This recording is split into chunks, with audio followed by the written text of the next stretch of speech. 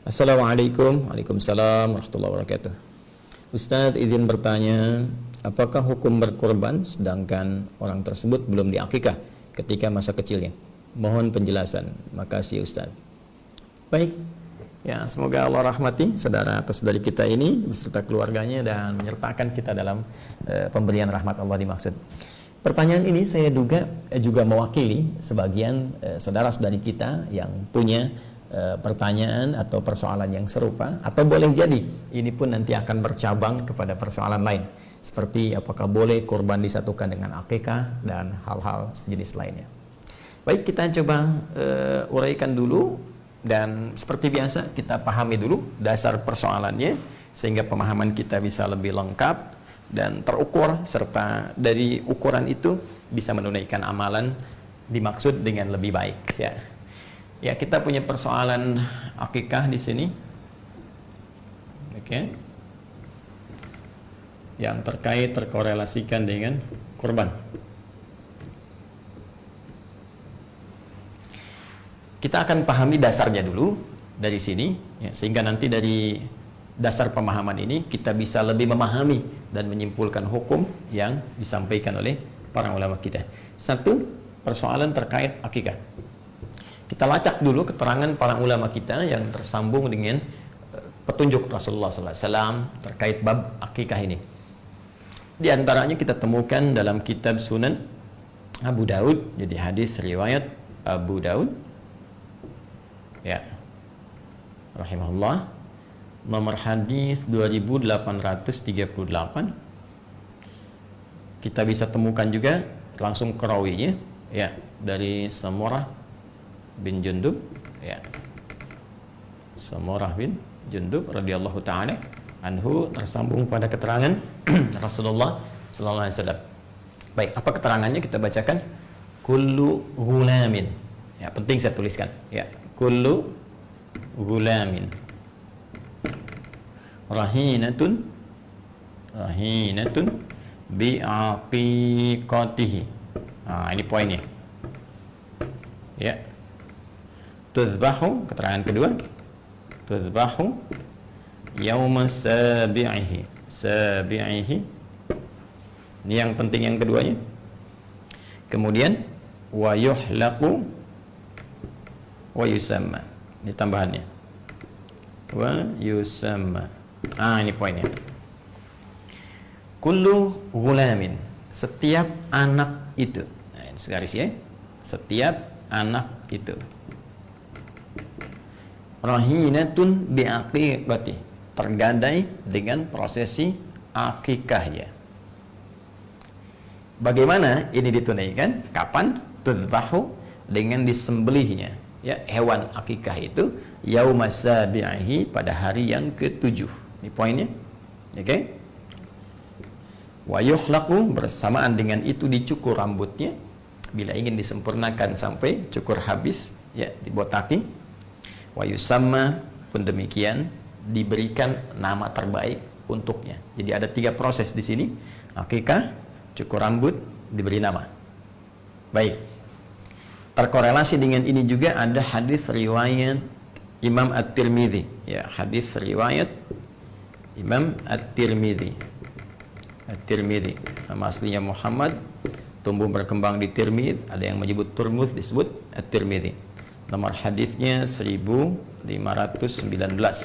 Rawinya langsung dari suaminya Sayyidah Fatimah radhiyallahu taala anha, menantu Nabi sallallahu alaihi wasallam, sekaligus juga ini jadi keponakan beliau, ya, Ali bin Abi Thalib. Abi Thalib, ya, radhiyallahu taala anhu, karamahullahu wajah. Disampaikan qala aqta Rasulullah sallallahu alaihi wasallam anil Hasani bisyatin. Rasulullah SAW pernah melangsungkan akikah, ya, untuk cucu beliau Al Hasan, ya, pada kambing pertamanya. Pada kambing pertamanya beliau berkata kepada Sayyidah Aisyah. Jadi ada proses akikah di sini. Kemudian ada proses perintah beliau kepada Sayyidah Fatimah. Ya, saya evaluasi. Beliau berkata kepada putrinya Sayyidah Fatimah radhiyallahu taala anha, Apa perkataan beliau? Perhatikan kalimatnya, ahliqi, cukur rambutnya, wa tasaddaqi bi zinati sya'rihi bi fiddatin. Kemudian bersedekahlah dengan hasil timbangan cukuran itu dengan perak yang serupa atau yang senilai dengan hasil cukuran itu. Dan tentunya diberi nama pada saat itu dengan Al-Hasan. Jadi di sini ada akikah, ada juga prosesi cukur rambut. Ini penting nanti saya sampaikan terkait dengan penafsiran waktu prosesi akikah. Teman-teman sekalian, fokus di sini. Pertama, Nabi menyampaikan terkait akikah, kullu gulamin, setiap anak itu. Kata gulam biasanya dalam bahasa Arab itu dilekatkan pada anak dari mulai dia tumbuh, ya, menjelang sampai menjelang balig. Jadi belum sampai ke balig, ya, belum sampai ke balig, belum balig.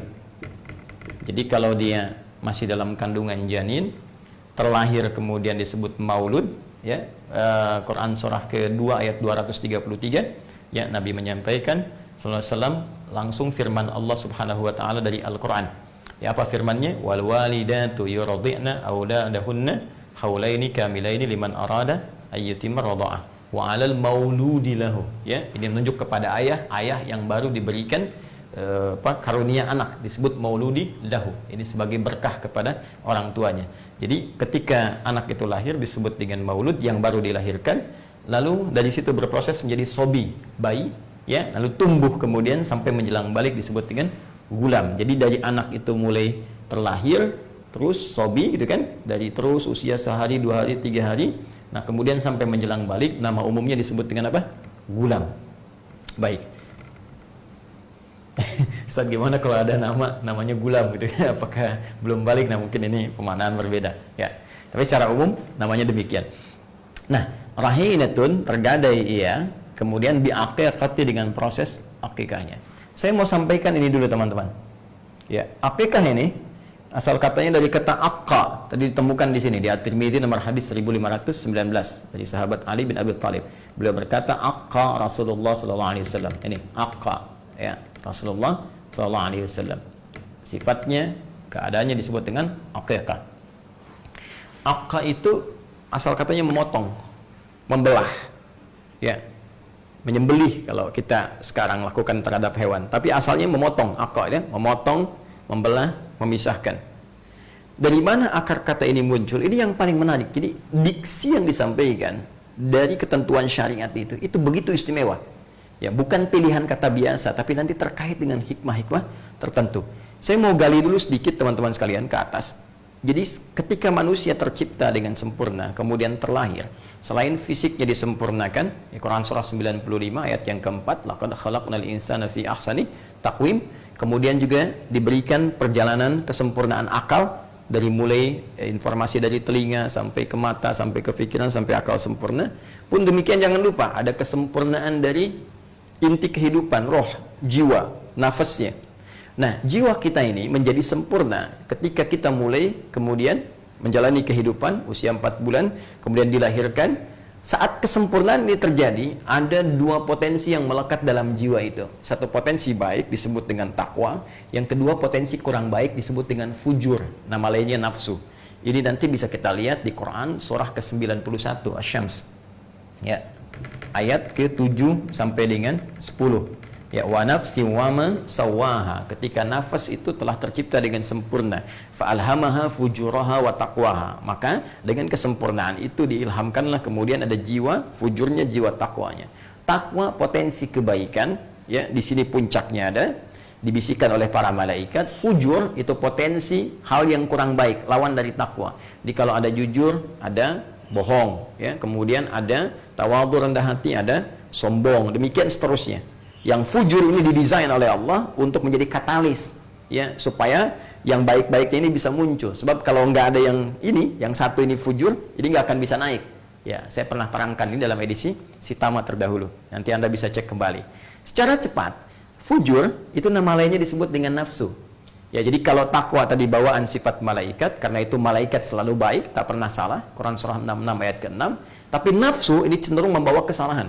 Quran surah ke-12 ayat 53. Ya, wa ma ubarri'u nafsi innan nafsa la'ammaratum bisu. Sedangkan nafsu itu sifat bawaan yang langsung dilekatkan pada hewan. Makanya kalau hewan berbuat banyak kesalahan dan tampil tanpa pertimbangan, ya hewan senang tampil tanpa busana, hewan buang kotoran di mana-mana, ya hewan melakukan hubungan gitu kan, yang tanpa kontrol dan seterusnya. Karena memang sifat fitrah hewani itu tercipta dengan nafsunya. Nah, yang paling menarik adalah teman-teman sekalian, Allah Subhanahu wa taala melalui petunjuknya kepada Rasulullah sallallahu alaihi wasallam memberikan dengan sifat kasih dan sayang yang sangat luar biasa, memberikan arahan agar sejak bayi itu terlahir, manusia itu mulai terlahir, dari mulai tumbuh, sebelum balik nih, sebelum semua yang baik dan buruknya dicatatkan sebagai pertanggungjawaban hisab di hari kiamat nanti, diminta oleh Allah melalui petunjuk Rasulullah, hei, taklukkan dulu nafsunya, simbolkan dengan potong itu, ya. Maka disimbolkanlah dengan ibadah yang diberi nama dengan aqiqah, dari kata aqqa tadi, memutus kecenderungan nafsu nanti untuk bisa tumbuh di masa baliknya dan bisa dikontrol saat dia tumbuh itu, dan diarahkan untuk memotivasi takwanya, menjadi katalis supaya nilai kebaikannya yang muncul. Nah, disimbolkan ini lewat pemotongan hewan karena nafsu tadi melekat pada fitrah hewani. Jelas ya? Bisa dipahami ya? Karena itu hewan kemudian dihadirkan, dipotong itu untuk simbolisasi sebagai ajaran syariat bahwa dengan itu diharapkan anak ini tumbuh menjadi pribadi yang bisa mengontrol nafsunya. Itu diantara hikmahnya. Ya, karena itu anak kalau dia tumbuh kemudian bersikap kurang baik kepada orang tuanya, ya kan interaksi pertama dengan orang tua kan di keluarga. Ketika ada anak yang tumbuh menjelang dia balik, bersikap kurang bagus pada orang tua, kata-kata yang kurang bagus, kata-kata kasar dan sebagainya, maka mohon izin, mohon maaf, itu dalam bahasa akhlak disebut dengan uququl walidain. Uquq, ya, uququl walidain. Seakar dengan kata ini dari aqqa juga. Uquq, sifat durhaka anak. Karena itu diharapkan dengan akikah itu sifat ini akan dipotong dari sejak kecil. Kemudian nafsunya mulai bisa dikontrol sehingga tumbuhlah dia kemudian menjadi pribadi yang baik di masa yang akan datang. Itu pun juga harus disertai dengan penyertaan lingkungan yang baik. Orang tua merawat dengan baik, lingkungan ditempatkan di tempat yang baik. Ini diantara hikmah Nabi ketika menyebut kata maulud lagi tadi. Kullu mauludin yuladu alal fitrah, ya, fa abawahu yahwidanihi aw yunassiranihi aw yumajjisanihi. Kullu mauludin, setiap yang terlahir dari lahir sudah ada fitrahnya. Ya, cuma nanti pengaruh lingkungan yang membuat dia berubah, bahkan mungkin boleh jadi dia menjauh dari Allah Subhanahu wa taala. Ya. Fokus baik-baik teman-teman, jadi paham ya ini.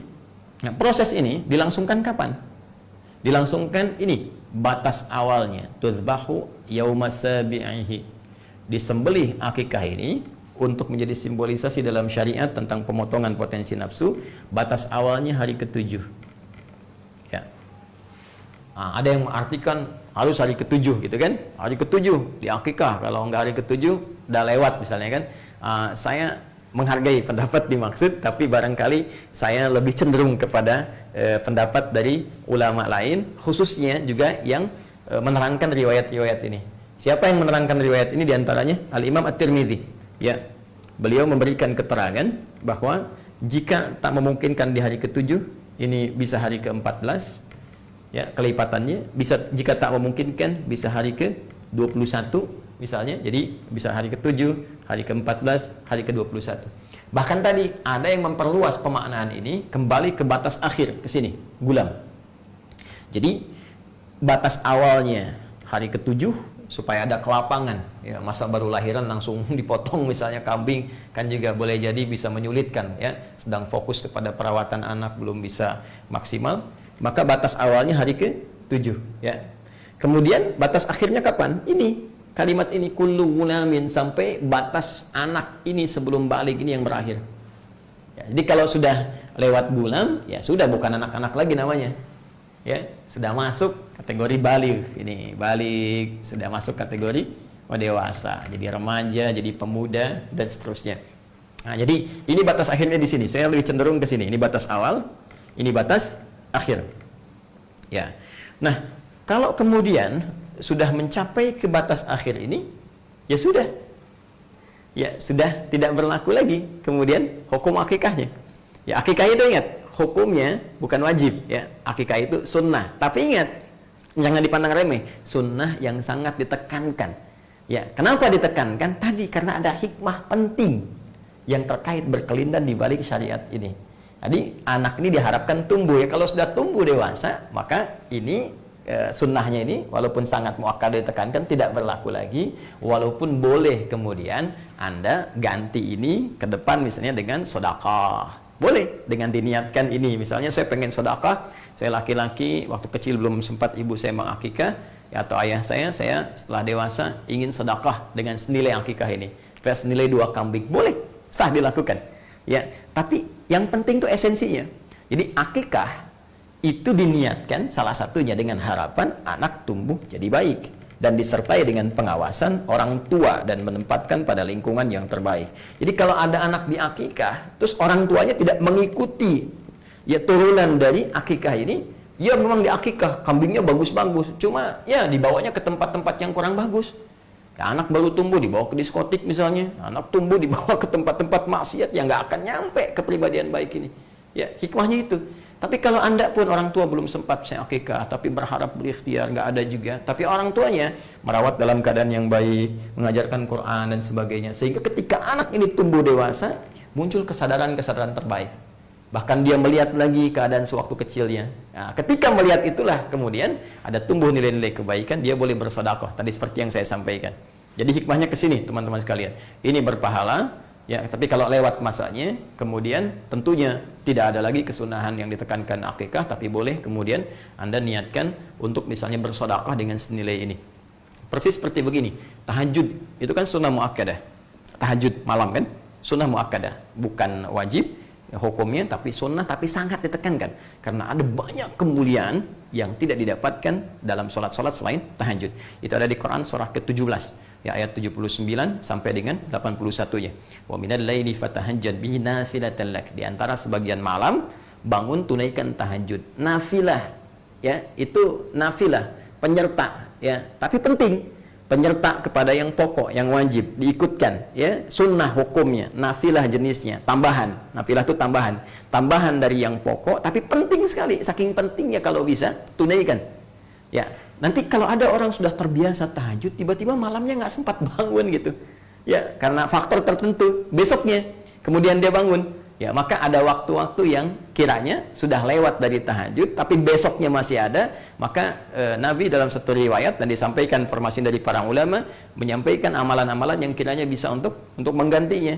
Misal dengan apa? Menambah di sholat duhanya, ya, ditambahkan jumlah bilangan rakaatnya. Ya, kalau tidak pun lewat dari bilangan duha itu sampai ke zuhur, kan sudah lewat dari waktu duhanya, ya. Karena dari itu dia mungkin bisa ganti dengan perbanyak sedekah, banyak baca Quran, walaupun tentunya amalan ini tidak disamakan dengan tahajud, tapi niat itu yang diukur oleh Allah Subhanahu wa taala dan kesungguhannya untuk bisa menunaikan amalan-amalan dengan baik. Dan bahagianya kita, amalan itu ditimbang, dinilai oleh Allah berdasarkan niat dan kesungguhan. Innamal a'malu bin niat. Kemudian tentang kesungguhan di Quran surah ketiga ayat 142. Ya am hasibtum an tadkhulul jannata walamma ya'lamillahu alladhina jahadu minkum wa ya'lamas sabirin. Untuk bisa bekal ke surga itu Allah akan melihat kesungguhan kita dalam menunaikan amalan-amalan. Nah, ini poinnya, ya. Jadi dari sini bisa terjawab kalau sudah dewasa, maka tadi, ya, tidak harus Anda berpikir untuk akikah lagi, tapi Anda boleh kemudian memikirkan, merencanakan, berikhtiar untuk sedekah, ya. Nah, seperti ini, jelas. Dan sedekah yang paling bagus, ya, diantaranya waktu-waktu seperti ini bisa memperbanyak infak atau Anda alihkan kepada kurban tadi, ya, kurban, teman-teman sekalian, ini poinnya. Ya, sudah. Kalau tadi mau spesifik, niatkan sedekah saja. Dan sedekah untuk dulu akikah saya yang belum sempat terlaksanakan. Ya, kemudian Anda pilihan terbaik sekarang, ya sudah, saya mau sendiri saja kemudian untuk menunaikan ibadah kurbannya. Nah, sekarang muncul pertanyaan kedua, Ustaz, bisa nggak saya satukan kurbannya dengan akikah? Ini. Baik dalam kasusnya serupa di sini, misal lahiran anak pas menjelang Dzulhijjah, ya kan? Begitu lahir, pas waktu-waktunya mau kurban. Bisa nggak di hari ke-7 ini atau kelipatannya misalnya saya sekalian kurban, sekalian akikah? Ya. Atau tadi saya mau sedekah, bisa nggak disamakan sedekah dengan kurbannya? Nah, di sini para ulama terbagi pada dua pendapat utama. Yang pertama, teman-teman sekalian, ada di kitab Musannafnya Ibnu Abi Syaibah. Ya, Musannaf Ibnu Abi Syaibah. Ya. Itu keterangan bahwa pendapat pertama diwakili oleh kalangan mazhab Hanafi, kemudian Hambali, juga ada juga pendapat dari Imam Al-Hasan Al-Basri, ya, Hasan Al-Basri, juga ada tambahan dari Ibnu Sirin, ya, yang cenderung pada pendapat bolehnya menyatukan dua ibadah ini, ya, dengan satu pelaksanaan. Ya, secara inti boleh kurban misalnya, ya, sekaligus dalam kurban itu disatukan dengan niat akikah. Ya, misalnya kalau untuk perempuan lahir terus pas bersamaan dengan Dzulhijjah, dia pengen kurban sekaligus dengan kurban itu disatukan untuk niat akikahnya. Nah, ini menurut pendapat yang pertama ini boleh, silahkan saja, sah saja untuk dilakukan. Jadi silahkan Anda berkurban kemudian niatkan sekalian untuk akikah. Atau dalam konteks yang sedekah ini boleh, silahkan berkurban niatkan sekalian untuk konteks sedekah, ya, dengan berharap akikah yang kemarin-kemarin juga Allah berkenan menerima ibadah terbaiknya. Ini pendapat yang pertama. Ini saya sertakan juga ulama-ulamanya kemudian ke atasnya di kitab yang bisa kita lacak. Kemudian yang kedua, teman-teman sekalian, ya, ada juga pendapat dari kalangan ulama Malikiyah, ya, yang disambungkan ke Imam Malik. Kemudian Syafi'iyah, di kalangan Syafi'iyah yang disambungkan kepada Imam Asy-Syafi'i. Ya, ini bisa dilacak di dalam kitab Fatawa Al-Fiqhiyah Kubra, ya, Fatawa Al-Fiqhiyah Al-Kubra karangan Ibnu Hajar Al-Haytami.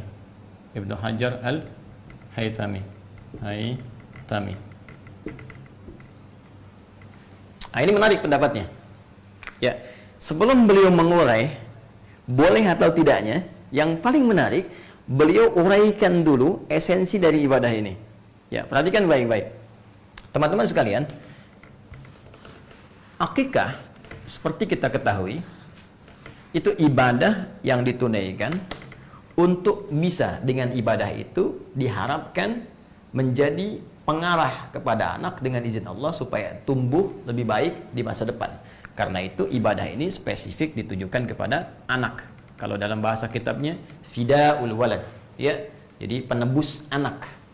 Ini ibadah untuk anak sebelum dia dewasa.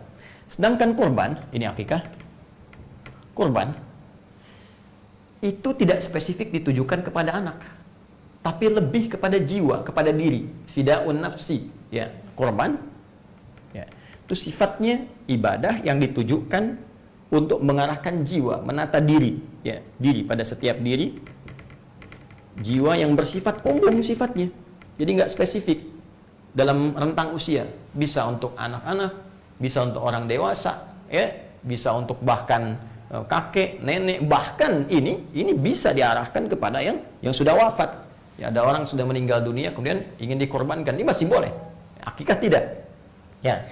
Jadi dari sini dilihat kemudian oleh para ulama Malikiyah, Syafi'iyah dengan referensi yang saya sebutkan, karena sifatnya ini berbeda, beda jenis, ya, tidak sama, maka mereka lebih cenderung untuk memisahkan akikah dengan kurban. Akikah tersendiri, kurban tersendiri. Jadi kalau Anda ingin akikah, silahkan niatkan akikah, ya, dengan ketentuan yang berlaku. Kalau Anda ingin kurban, maka silahkan niatkan kurban. Nah, kapan waktunya? Kalau ada waktu akikah, karena spesifik akikah itu waktunya terbatas sampai menjelang dewasa, maka dalam konteks ini dahulukan akikah dulu. Jadi kalau ada pertanyaan, yang ketiga, Ustadz, mana yang dahulukan, akikah atau kurban? Maka dalam konteks ini, jika waktunya bersamaan dengan waktu spesifik akikah, anak ini lahir sampai tumbuh sebelum balik, misalnya, ada rezeki yang Allah titipkan pada kita, maka yang dahulukan akikah. Kenapa? Karena kurban ini, waktunya itu masih panjang. Setiap tahun masih bisa ada. Anak telah dewasa pun masih kurban untuk diri sendirinya. Bahkan telah meninggal pun bisa dilakukan kurban yang diniatkan, ditujukan untuk yang tadi yang disebutkan, yang telah wafat. Ya, jadi dahulukan akikah kalau momentumnya bersamaan. Tapi kalau momentumnya sudah lewat dari sini, Anda bisa dahulukan kurban. Jelas ya? Kurban dahulukan karena ini sudah lewat waktunya. Kecuali tadi Anda ingin bersedekah untuk berniat menutup akikah yang telah lalu. Bukan ibadah akikahnya, tapi sedekahnya yang Anda lakukan. Maka itu pun terpisah. Silahkan bersedekah di waktu yang lebih umum dan dahulukan kurban di waktu yang bersamaan dengannya, yaitu waktu-waktu di awal Dzulhijjah sampai dengan hari tasyriknya.